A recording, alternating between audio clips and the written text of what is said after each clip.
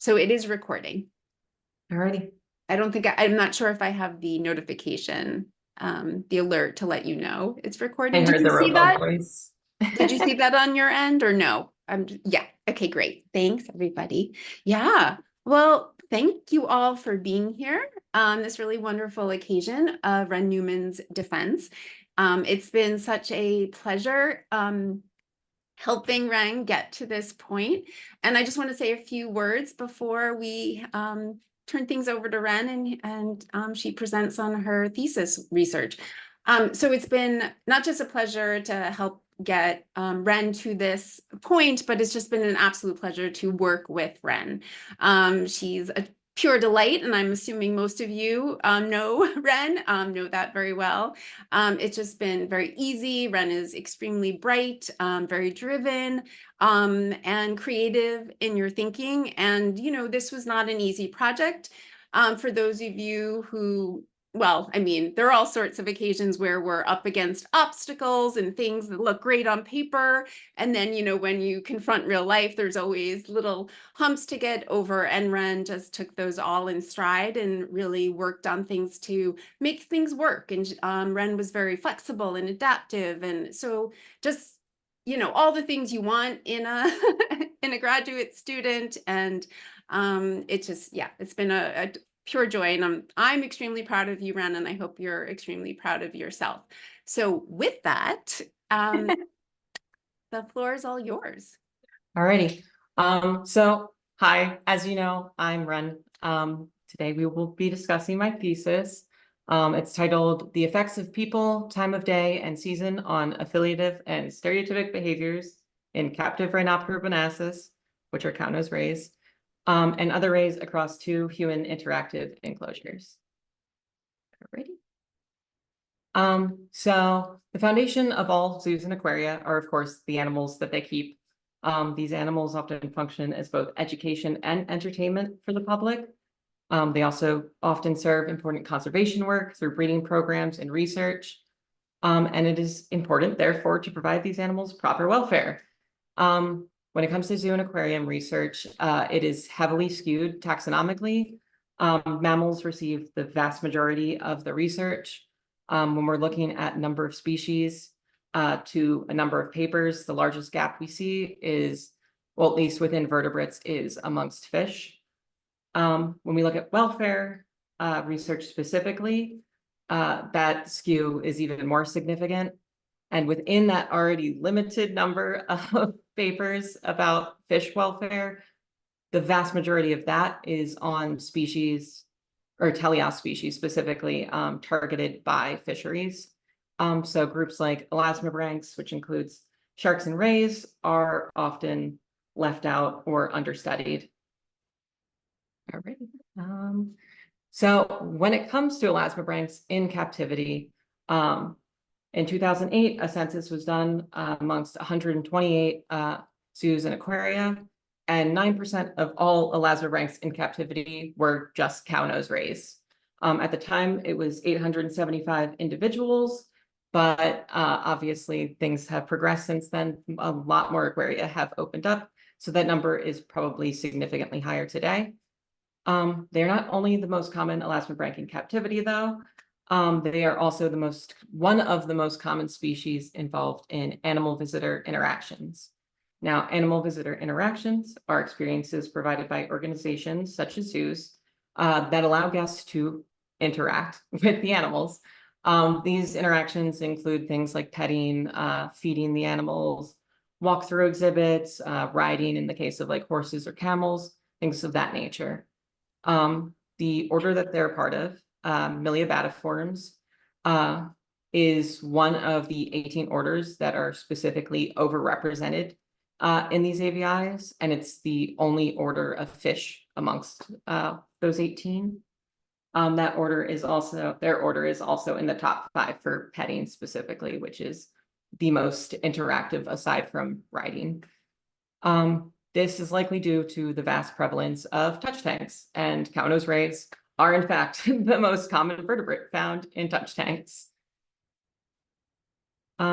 So when we are looking at the interactions between animals and people in captive settings, we are often looking at what is called the visitor effect.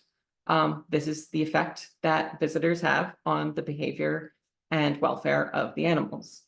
Looking at visitor effect research broadly, there are some very common themes, unfortunately, generally very negative. Visitor effects have been linked with abnormal behaviors, including stereotypies, increases in stress and aggression, reduced socialization, and alterations to activity budgets, which means that animals that are generally way more active tend to be less active, and vice versa. Animal visitor interactions, like the visitor effect on animals involved in animal visitor interactions is unfortunately less studied. A meta-analysis that was conducted showed generally pretty positive results, though, with increased activity, decreased aggression, or just neutral effects across the board. However, there was a specific situation that generally led to negative outcomes, which was acute visitor interaction, which meant that the animal was interacting with a large number of visitors per day over the course of multiple days, years, so on and so forth. Another factor of this meta-analysis is that the majority of this research done is on animals that are, 1, mammals, and 2, domesticated. And this is going to shift the data in 2 different ways.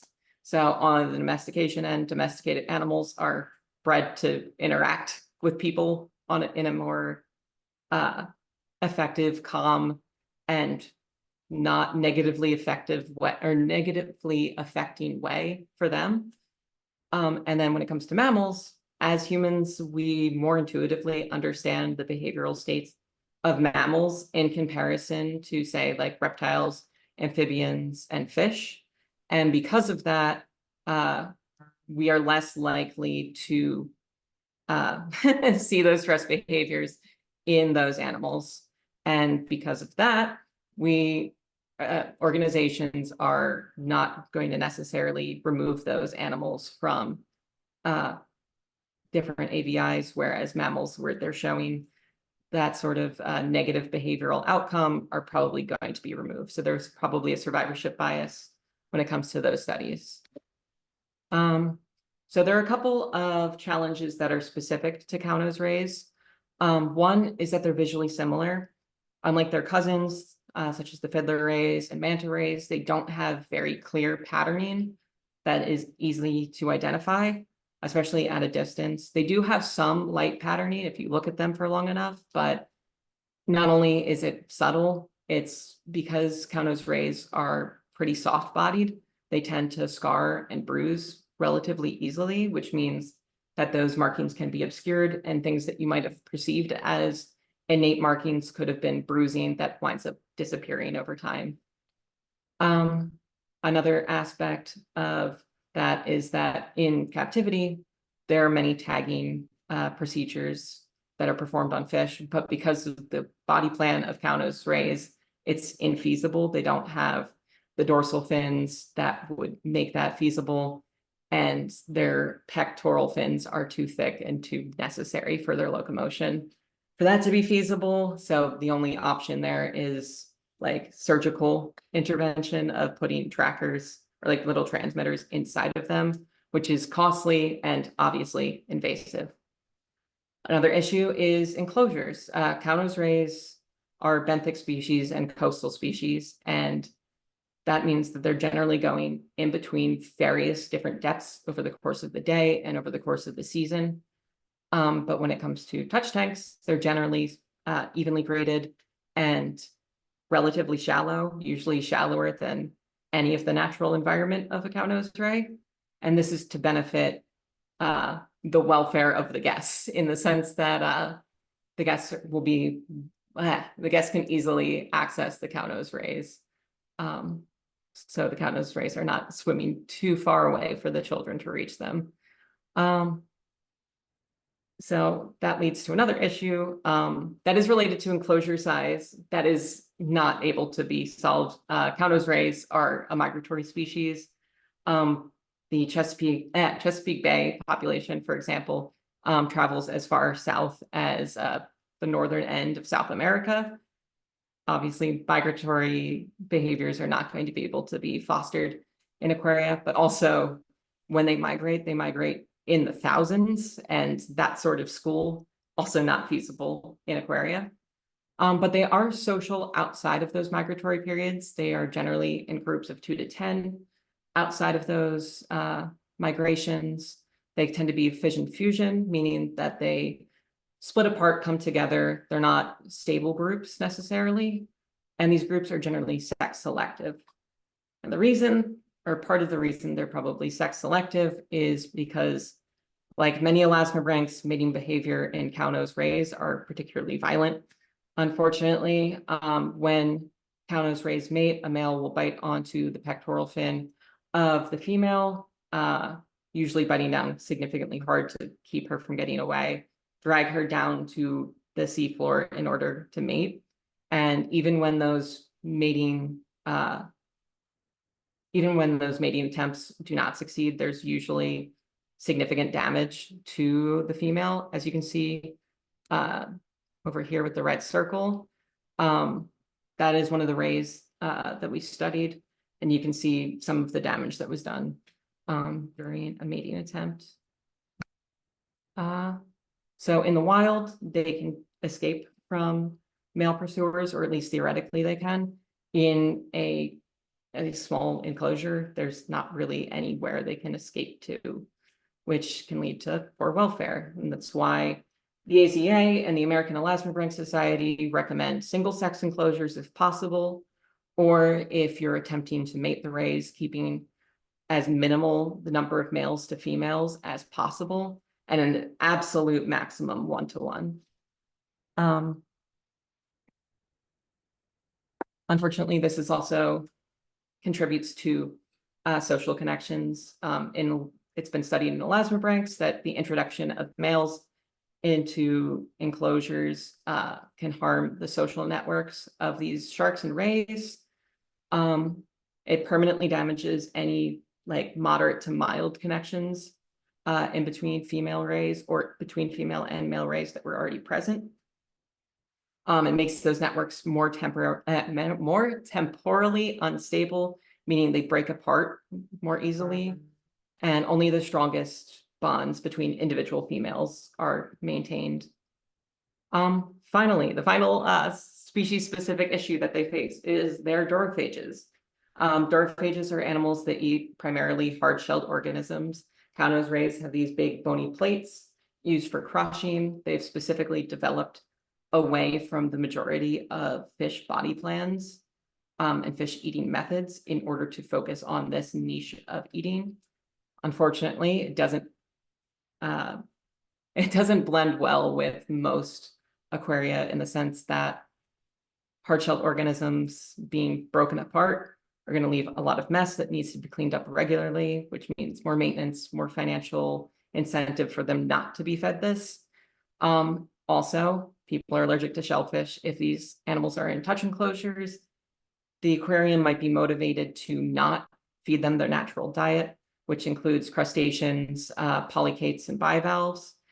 The aquarium might try and eliminate that from their diet and focus on a generalized elasmobranch diet of primarily fish in order to benefit guests who have shellfish allergies.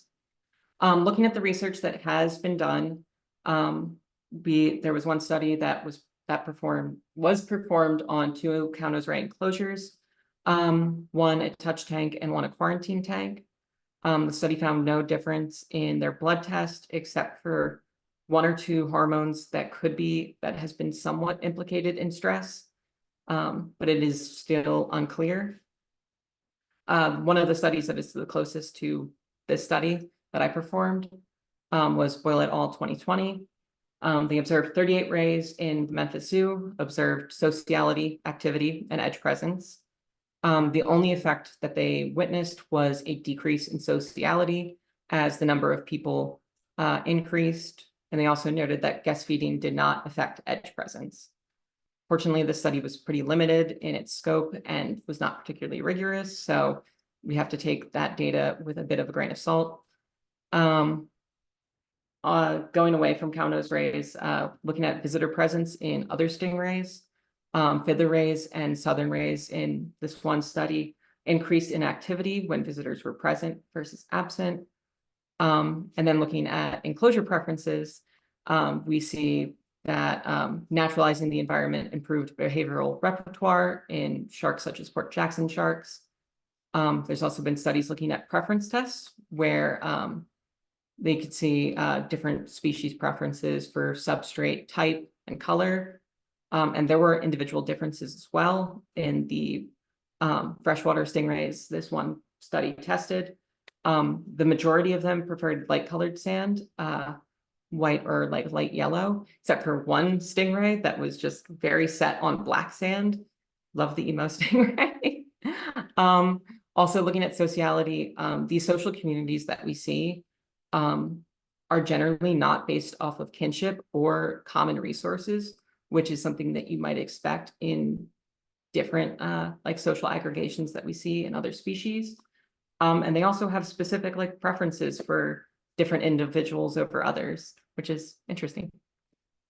All right, so the goals of our study were to establish a baseline of cow-nosed rays in captivity, looking at activity, sociality, and then stress behaviors, including stereotypies. From there, we wanted to identify the effects of human interaction on those behaviors and look at individual differences in between the rays and how human difference affects those behaviors and how they produce those behaviors more generally, and then look at the other ray species that were included in these enclosures. So the study looked at two different AVI-focused cow-nosed ray enclosures at Adventure Aquarium. Adventure Aquarium is an AZA-accredited aquarium in Camden, New Jersey. It is the largest aquarium in the Northeast. And the rays that we studied were 42 cow-nosed rays, 5 southern rays, 4 fiddler rays, and 1 Atlantic stingray. So the first enclosure we're going to talk about is Ray Lagoon. Ray Lagoon has 28 cow-nosed rays, 6 male and 22 female, 3 female southern stingrays, and 1 Atlantic stingray. It has a depth of approximately 33 inches or 85 centimeters and a volume of approximately 6,000 gallons or 22,500 liters. It is off view from the public, so guests are not regularly interacting with this enclosure. It is attached to the second largest tank in the aquarium, shark realm. It has direct water flow access. You can see over in the back left over here, there is a little gate, so water flows in between the two enclosures, which means you can't properly test water in just lagoon. If you're testing the water, it's lagoon and shark realm. And that's part of the reason we didn't wind up doing water testing. So the AVI that is associated with this enclosure is a shark and ray in water encounter that can run up to 5 times a week. Guests will be taken to shark realm. They will snorkel for a little bit, and then they will come over to Ray Lagoon for approximately 15 minutes, where they can pet the rays, feed them fish and the like, and then they leave, and that's it.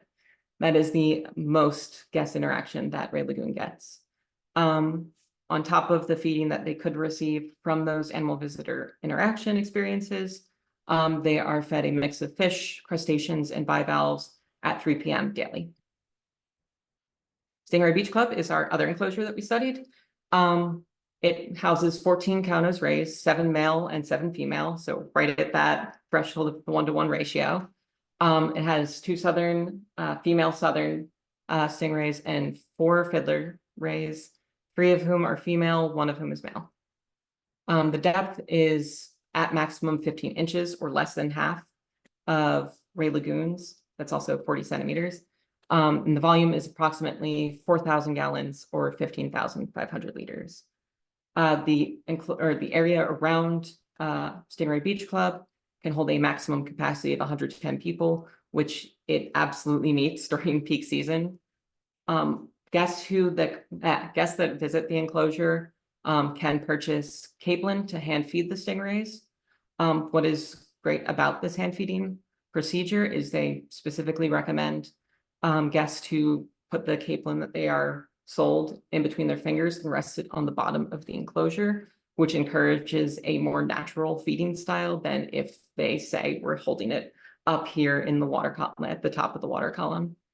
They are fed a mix of foods through broadcast feeding at around 4 p.m., similar to Great Lagoon. Due to technical and infrastructure limitations, we weren't able to do the exact camera setup we wanted, but we wound up with one wired camera per enclosure. We recorded from 6 a.m. to 6 p.m. Because between 6 p.m. and 6 a.m., the enclosures were regularly dark. However, during some of the test footage that we performed, and incidentally later on in the study, we did receive some 24-hour fully lit data.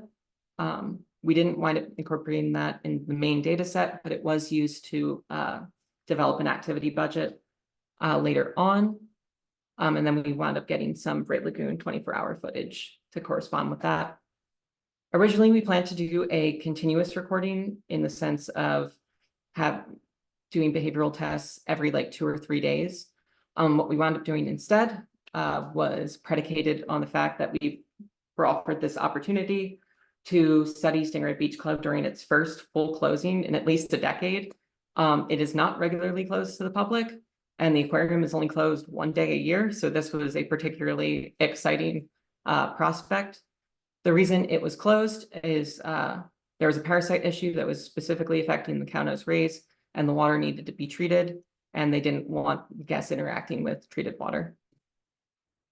During this process, we did we attempted a set of IDs to try and come up with a catalog of individual rays. We collected some pattern IDs on site, compared it to video, weren't able to see the patterns on video, as we discussed might be a likely possibility. So instead what we did is assign a symbol to each ray based off of our identifying information. And then I would be in front of the camera with a pointer, as you see over here. I would point to a ray in view of the camera and then hold up the corresponding symbols so that we could ID which ray is which.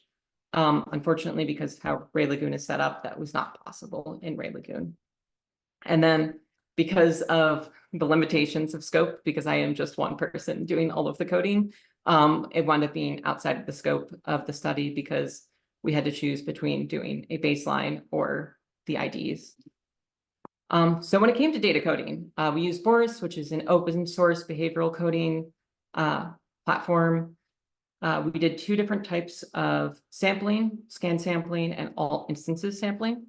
In the scan sampling procedure, we would look at the instant of the video that we were looking at and look at the environmental conditions, such as like lighting, number of people, and then we would also record the number of rays engaging in social activity, such as social swimming or social resting, and then in Beach Club specifically, edge presence. In the all instances sampling, we would look at the 20 seconds leading up to that scan sampling frame and look at a tally or assemble a tally of agonistic behaviors such as chasing and biting, stress behaviors, including stereotypies like looping and bopping. And then also we looked at guest touches, though we didn't wind up incorporating that later on. We did an interval of 15 minutes. So over the course of the day, every 15 minutes, we were doing a scan sample and an all instance sample. There was a skew as far as the data collected because Beach Club had a much more variable set of environmental conditions. The majority of the coding wound up incorporating Beach Club in a 5-to-2 ratio. As far as data organization, we have a bunch of statistics on here, but we can just focus on the right side. We had 3 aggregated variables, which included stereotypy level, which was all the stress behaviors lumped together, sociality, which was all of the social swimming and social resting grouped together, max group size, which was either the largest school or the largest pile. That's the variable there. And then we also looked at activity, chases, edge presence in beach club only, and then people in beach club only. Any data used or during like cleaning and treatment being put into the enclosure were removed to get rid of that confound. Alrighty, let's look at these results. Oh wait, did I? No, I forgot, I skipped right past the independent variables. So the independent variables, what are we testing against? So the first one, most obvious, is probably between the two enclosures, comparing Beach Club to Ray Lagoon. We also looked at the 3 seasons that we studied, season 1 being late July to early August, season 2 being late September into early October, and then season 3 being the January when the treatment was being added into the beach club. We looked at that both as a categorical and a continuous. We looked at time of day as well, both as a categorical and a continuous. When looking at it as a categorical, we did it in intervals of 3 hours. So 6 a.m. to 9 a.m., 9 a.m. to noon, so on and so forth. We did 3 different examinations of people under a binary condition of whether people were present or absent, a categorical of none, few, or many, few being 1 to 15 and many being 16 or more, and then light category, which is specific to Beach Club, which has different lighting situations that also correspond to different situational factors. So when it is dark, as you see in A, there is nobody present at the enclosure. The rays are left to their own devices. In B, we have just the overhead lights on. This is when staff may or may not be present, but the aquarium is generally open to some people of some type. White is present in E and F. That is when husbandry staff are directly interacting with the enclosure, often for cleaning or in season 3, the addition of treatment. And then finally, color, which is C and D. That is for the guests' entertainment. It is different colors based off of the season, and that is only present when guests are present. All right, now results. So we saw some major differences between the 2 enclosures. The biggest difference that we saw was between, let's start with the smaller one. There are small differences in stereotypy level across the board, with Ray Lagoon being higher for all of them. We also saw a moderate effect for Kauno's rays sociality, with Beach Club having more social Kauno's rays. And we also saw substantially higher activity in Beach Club with their Kauno's rays, as you can see in the top middle part here. Looking at between seasons in Stingray Beach Club, we saw higher activity for Southern rays during season 1 versus season 2 and 3. We saw an increase of stereotypy levels in them as a whole, Kauno's rays and Fiddler rays. And we also saw an increase in edge presence, all leading from season 1 into season 3, with edge presence being a significant moderate effect. Between seasons in Ray Lagoon, we saw sociality decrease over time, and max group size also decrease over time. The rest of the effects were non-significant. Time of day was less significant in Beach Club, though there is a positive correlation with activity, specifically for Southern and Fiddler rays, as well as a positive correlation in sociality, max group size, and chases, and a negative correlation with edge presence. Time of day in Ray Lagoon, however, was very heavily correlated. In particular, with all of the Kauno's ray variables, there was some significant effect. We had a moderate effect on Kauno's ray stereotypy level and a substantial effect on Kauno's ray activity.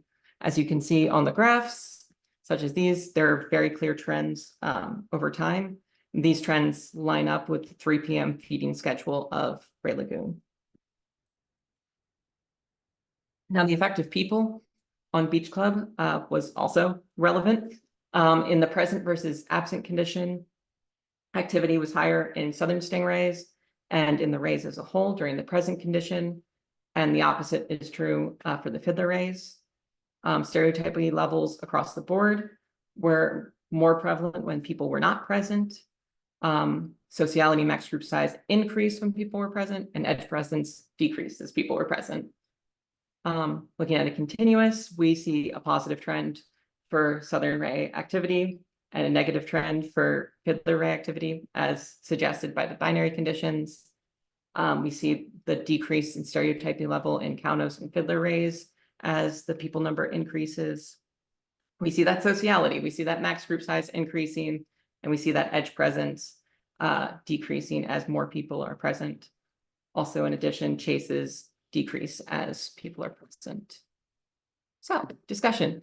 We saw major differences between the two enclosures, primarily in Kaunos ray activity and sociality. While only activity from 6 a.m. to 6 p.m. was used for the analysis, we did record those overnight sessions.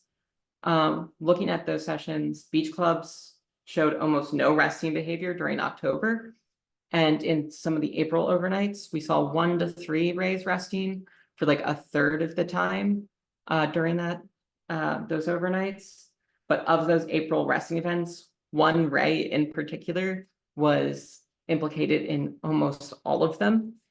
However, we have been getting some reports from the aquarium staff as of recently, also like April leading into May, of increased resting beach club to a point previously unseen.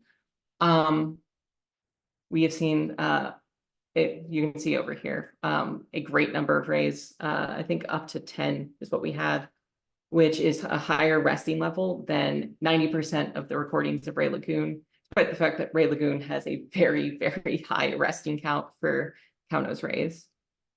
There's some evidence that resting behavior in other species can increase during mating season, and Kaunos rays mating season starts up in April, so that might be a relevant factor here.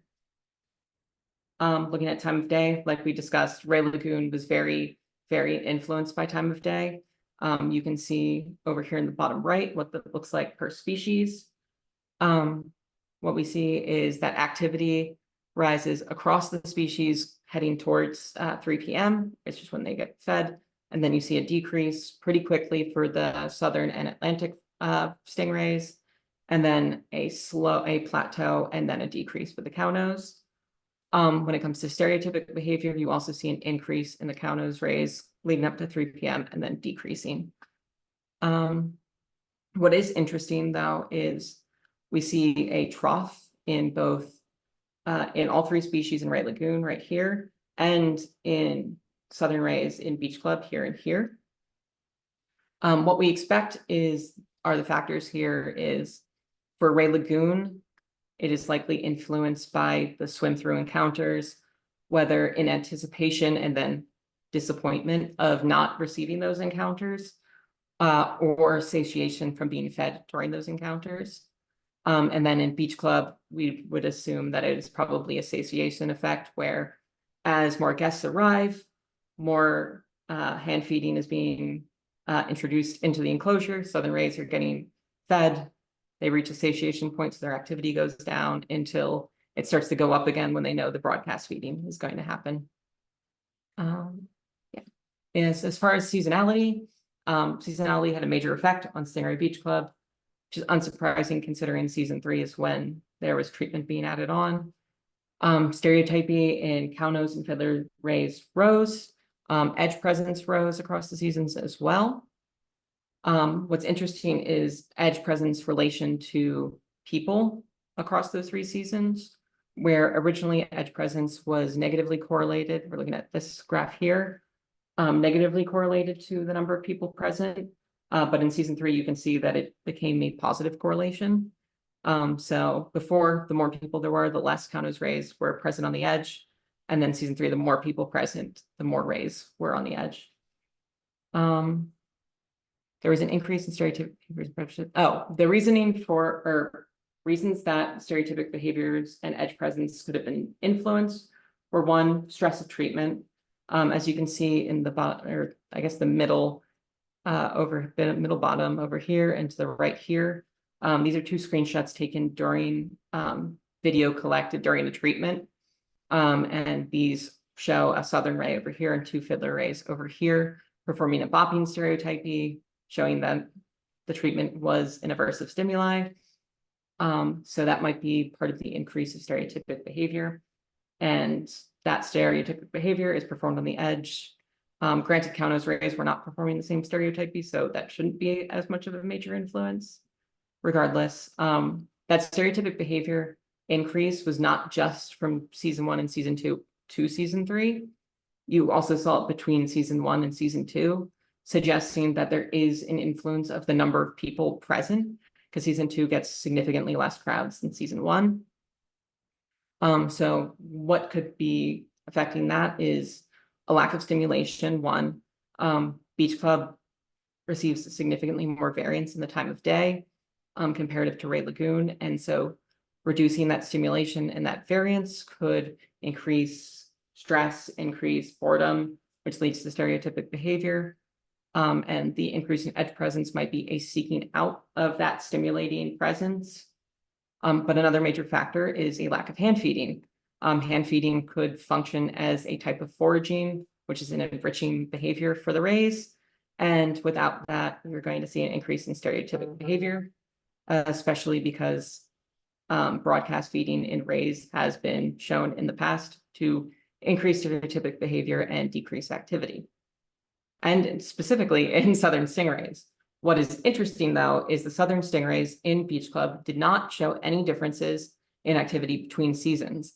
However, they did show a difference in their correlation with people presence to activity over those three seasons, where in season 1, the more people there were, the more southern rays were active and that was seen to a lesser degree in season 2. And then in season 3, the more people present, the more likely the southern rays were inactive, which kind of leads to a bit of a different conclusion, where that decrease in activity is probably an effect of that broadcast feeding. Looking at sociality and the purpose of it, it is the second most distinct difference between the two enclosures after activity. Both enclosures have trends in their sociality, with Ray Lagoon being heavily correlated with time of day, specifically leading towards that 3 p.m. feeding time. And then Beach Club is more correlated with people presence. With that closeness to mealtime predicted in Ray Lagoon, we could possibly suggest that the reason that people are correlated with sociality in Beach Club is because the more people present, the more hand feeding is happening. And so that sociality is being activated due to a desire to feed. But what's interesting is that sociality actually increased from season 1 to season 2 and season 2 to season 3, which has the implication that it is not just a feeding reaction, but may also be a reaction to stress, either through a lack of stimulation of people present, lack of the foraging, or all of the issues with the treatment during season 3, which would suggest that the schooling is not just for foraging or for feeding, but also for protection and as a buffer against stress, which has been shown in other species. There was no significant correlation, but the median and average stereotypy levels go down in Beach Club as there are more people, and also go up between the seasons. So it does look like that. It does look like people reduce the amount of stereotypic behaviors that we see through one avenue or another. Some limitations and considerations. Our cameras were not placed in the way that we wanted them to be. We originally wanted vertical cameras so that we could use tracking software, which would have allowed us to collect significantly more activity data, more sociality data. Probably not as much. We probably still wouldn't get as much stereotypic data because that takes more energy than a tracking software, or more complexity than tracking software is usually capable of. But that did limit us to the amount of data we were able to collect and the ability to actually maintain individual differences over time. And individual differences is important because all of the rays are their own beast. All of them showed pretty distinct behavioral patterns. especially in Beach Club, because Beach Club we could look at more over time because we were able to maintain the IDs both in person and over video. For some examples, this ray right here is implicated in pretty much all of the stereotypic behavior looping counts in Stingray Beach Club, is pretty consistently looping throughout the day. This ray right here is the one that rests a lot, has a bit of a weird swimming pattern, is slower than the rest of the rays, and like I said, rests significantly more. And just as a fun like aside comparison, this ray right here is the only ray that swims clockwise in Stingray Beach Club. Swims counterclockwise in Stingray Beach Club. All of the other rays swim clockwise, and she just goes against the grain, which leads to a lot of collisions between her and the other rays. We don't know why that is, but there are some weird individual differences. And those could theoretically skew some of the data. Also, coding is an issue in the sense that I'm one person. I coded over 10,000 events, which is already kind of insane. If we had more like people power, we probably could have done a bit more. And because of the limitations of having one coder, we didn't get as much detail as we perhaps would have wanted. We had to limit our scope. It also would have been good to have some accuracy checks because I'm a person, I'm going to make some errors here or there. Theoretically, they shouldn't affect the larger study, but it's hard to tell without having an accuracy check between two coders. In conclusion, 1 second. So the project ran over 7 months. As I said, I performed over 10,000 individual coding events. The major variations between the enclosures were seen in activity, stereotypy level, and sociality. Broadcast feeding was implicated in a lot of the differences between the enclosures because of the studies that suggest that it decreases activity and increases stereotypy. As we see in Ray Lagoon, that could be a major factor in that. But the conditions of the enclosures are very different aside from that. When we look at it per capita, Ray Lagoon is 33% smaller by volume and 250% smaller by surface area than Stingray Beach Club. They also get less variance in the day-to-day interactions, which may be why their activity is centered around the feeding time. And their lowered activity may be functionally stereotypic. Kauno's ray activity has not been studied in the wild, but based off of reports from Boyle et al., which showed that Kauno's rays were inactive for less than 5% of all of their coding events, which means that out of the 38 Kauno's rays that they looked at, not one of them was resting for over 95% of the coding events, which is a significant difference to the vast majority of rays resting for over a third of the day. There could be individual influences at play, like we saw with some of the individuals in Beach Club, but with the number we've looked at, the skew shouldn't be particularly significant. We saw there's more stereotypic behaviors in Ray Lagoon that were primarily associated with feeding time, and in Beach Club, it was primarily associated with seasonality.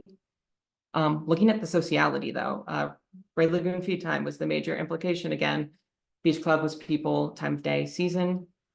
Could be an effect of food or buffer against stress. What is interesting, though, is that studies on other social species have shown enclosure size decreases sociality as a whole, or a decrease in enclosure size decreases sociality as a whole, and individual social connections decrease in both strength and number. So it could be less, it would function less of a buffer against stress, which would cause more stereotypic behaviors. This research suggests new avenues to be explored in future research. It would be great to establish a baseline for the behavior outside of Adventure Aquarium by incorporating data from other institutions so that we could get a more consistent and whole cumulative idea of what behaviors are normal for these stingrays. And then also look at the differences of enclosure size as an effect and what effect that has on the ray behavior. It would also be great to look through all of the data that we collected and do the individual identifications, which one way or another I will probably wind up doing, because there are a lot of unanswered questions about cow-nose ray sociality and elasmobranch sociality as a whole, and that would be really worthwhile to explore. In closing, ambassador animals are important educationally and for personal connection between people and the natural world, and they deserve respect and good welfare. Therefore, it's vital to better assess the needs of these animals that are in situations where they're interacting with a lot of people every day. So we want to look at what affects them, what needs they have, and how to better or find better welfare for them or produce better welfare outcomes. In closing, also, I would like to thank a couple of people who helped get this project going and continue it. First, I would like to thank my advisor, Dr. Liv Baker Van de Graaff, for her work with getting this project off the ground. Her guidance thereafter, making sure that I didn't lose confidence in the fact that this was actually going to happen and that I could actually do it. So I do appreciate your continued perseverance on making sure that I followed through and didn't scrap it to find a different project. I would also really like to thank the Adventure Aquarium staff, who this wouldn't be possible without. They provided valuable insight, camaraderie, support, information. It was really great. Specifically, I would like to mention Kevin Becker for his work as the liaison and coordinator of the project at the aquarium and for fielding my endless questions and requests. I'd like to thank Dr. Chernikovsky for performing the job of second reader. I'm excited to hear your comments. I'd like to thank Martin Chodorow for his help with deciding on the best course of action for statistical analysis of the data. I would also like to thank all of my family and friends, including the ones who made it out here today, who supported me through this, especially for your patience and kindness when I was at my most stressed. Last but certainly not least, I would like to thank my wonderful fiance, Luca. They made sure that I took care of myself throughout all of this. I have a tendency when I get into a hyper-focused state or I get too stressed that I start to ignore my needs for, food, water, sleep. And so they helped keep my mental and physical health afloat through all of this. Also, their enthusiasm for the work that I was doing and their interest in it, to the point where they wound up being so interested to get a job at Adventure Aquarium and even winding up volunteering with the husbandry program. Your passion and the effort that you have put into making sure I stick through with this and how much excitement you brought into my day-to-day, it really helped get this project across the finish line, and I really appreciate it. All right. And that's Thank that. you, Wren. Wonderful. Yeah. So if anyone has any questions for Wren, now is the time. Looks like Matthew has one for you, Wren. Yeah. I don't know. Yeah. Okay. Yeah, thank you, Wren. That was wonderful. All the amazing things that Liv shared about you at the beginning. I just wanted to echo them as a peer. You're such a wonder to the program, and such a great asset. I thought your anecdote about Luca keeping you grounded, even though you're not taking care of, feeding and drinking, was particularly relevant on the analysis of the rays as well. Of stress changes. But I was a little more curious. So at the beginning, we talked how AVIs generally increase stereotypy. Yeah. So I was on the journey saying, oh, well, AVIs are bad. Okay. But as we got through your results, when it showed that the stereotypy increased when visitors were not present. Yeah. How do those findings kind of go back and impact the field? Is it more of it's more of a dynamic impact, or making the best of this situation under human care? Yeah, that's a really good question. So I think part of it is the negative effects that we saw were primarily on visitor effects, and the stereotypies were more relegated to that. Most of the research on animal visitor interactions have been largely positive results. But again, like it is kind of a weird space there. I think primarily from what we've seen, there are enriching factors of having a human presence, especially in that foraging factor, because otherwise they're not being fed in an enriching way. There's also not a lot of naturalistic elements in either enclosure. So part of it could be that they're enriching because the enclosures are not meeting their welfare needs. So it's hard to say without looking at other institutions. I will say one institution, or I guess technically 2 or 3. There used to be 3, but only 2 of them have cow nose rays. The Ripley's aquariums all have touch enclosures that are actually like graded and have a deep section with viewing area on the bottom floor and then a touch tank area on the top. And there are still cow nose rays that will come over, and despite the fact they're not being fed by any of the visitors, will still come and visit the visitors and get pet, which means that there's probably some enriching factor, but also looking at the edge presence element, edge presence going down when people increased, kind of shows there's a kind of give and take of the more people there are, the more they become an aversive stimulus. So I think that's probably, it's a weird balance going back and forth. Absolutely. Thank you for exploring that. Of course.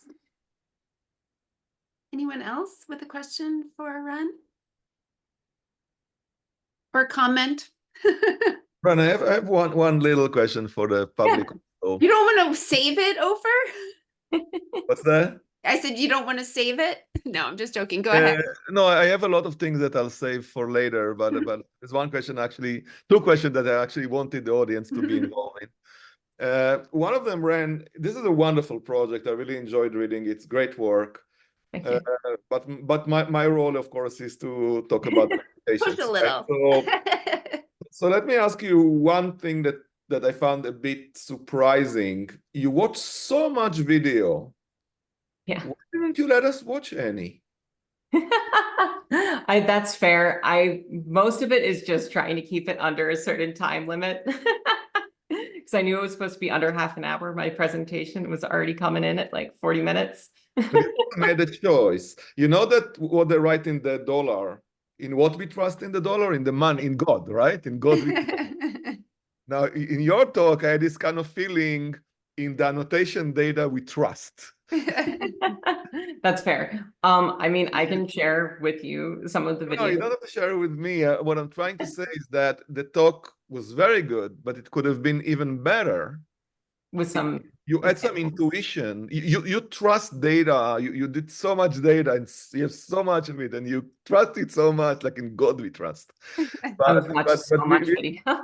But none of us, at least not all of us, are that religious about that. And we like to see intuition and data, because otherwise there is a wall between you and the audience, and this wall is your annotation. That makes sense. And we'll talk a lot about limitations of that later, but we all agree that there are limitations to that. But even if there were no limitations, I think that looking at real data, even just a little bit here and there, always can add a lot. And look, I'm sure you've seen a lot of interesting things happen, and also a lot of shit happens. and all of those things, let the audience a little bit of taste, especially when you try to interpret welfare. Yeah. Because in your talk, you talk a lot about welfare in some sense, right? It's all about, but you say, for example, stereotypy is bad. And, there is this Seinfeld famous episode, so to speak, about not there's anything wrong with that, right? So that this kind of like joke about what's wrong and what's not wrong is a problematic thing. And in stereotypy, it's also a problematic thing. Stereotypy is not always that bad. Yeah. So many things that you talk about welfare, I think we can trust much more if we see a little bit of intuition involved. Yeah, that's fair. That's my main. That's the only thing I wanted to say right now for the entire audience. Yeah, I was going to say, I tried to incorporate that a little bit when we hit the season 3 thing with showing some of the images of the fiddler rays and southern rays engaging in this bopping stereotypy that I saw in Ray Lagoon and Beach Club, but in particularly in Beach Club, when they were actively like putting the treatment into the water, the rays would swim past it and then dart away and just start bopping on the edge of the enclosure. So that would have probably been one of the good videos to include. Great. Anyone else? Comment, question, encouragement? If not, then we'll ask you to log off, and then Ofer and I are going to have a conversation with Wren. Thank you all for coming. Yeah, thank you, everyone. I'm going to stop recording.